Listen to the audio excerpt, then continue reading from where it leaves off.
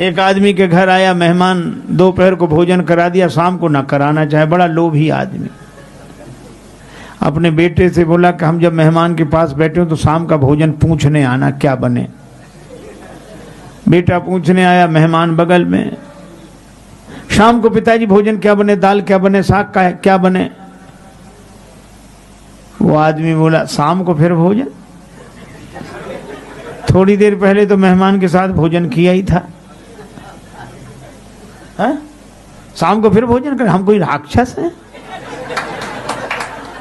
मेहमान से पूछ लो, अब मेहमान भोजन करे तो राक्षस।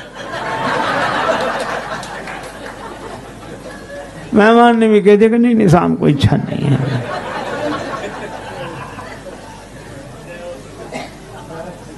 एक महात्मा किसी के यहाँ निमंत्रण में गए, तो एक वृद्धा माता भोजन की थाली लगा दी, पंखा लेके बैठ गई।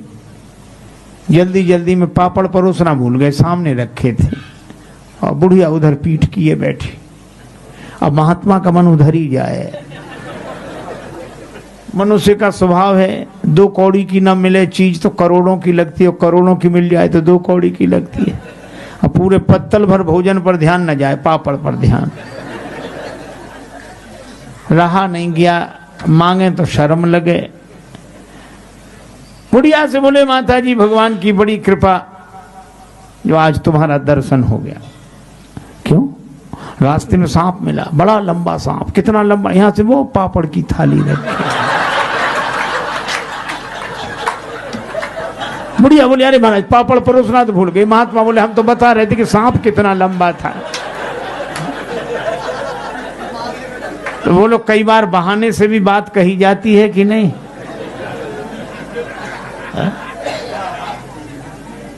लेकिन बहाने सब जगह काम नहीं आते। एक आदमी के घर आया मेहमान, जाए नहीं। पति ने पत्नी से कहा कि मेहमान नहीं जाता, वो और खिलाओ पिलाओ स्वागत करो, काहे को जाएगा वो। अच्छा का मजाक मत करो। पत्नी बोली एक उपाय है, बुखार हो, मेहमान हो, जुखाम हो, ज्वर जुखाम और पाहुना, इनका एक उपाय, लंगन दे दो तान के, फिर न वापस आए। तो उसको लंघन कैसे दें भाई? वो घर में भोजन बने तो उसको कैसे ना दें? बोले आज मत बनाओ। करना बने इसका कारण? बोले लड़ाई। लड़ाई हम लोगों में होती नहीं कि झूठी लड़ाई कर लो। अब पति ने डांटना शुरू किया, पत्नी ने रोना शुरू किया। पत्नी बोली मुझे ही डांटते रहते हो, आज मैं भोजन ही नहीं बनाऊंगी। पति बोला मत बनाना। अब मेहमान ने सुना कि जब इन्हीं को नहीं मिल रहा है तो हमें। सो उसने अपना थैला उठाया, पति पत्नी भीतर से देख रहे, थैला उठा के गया।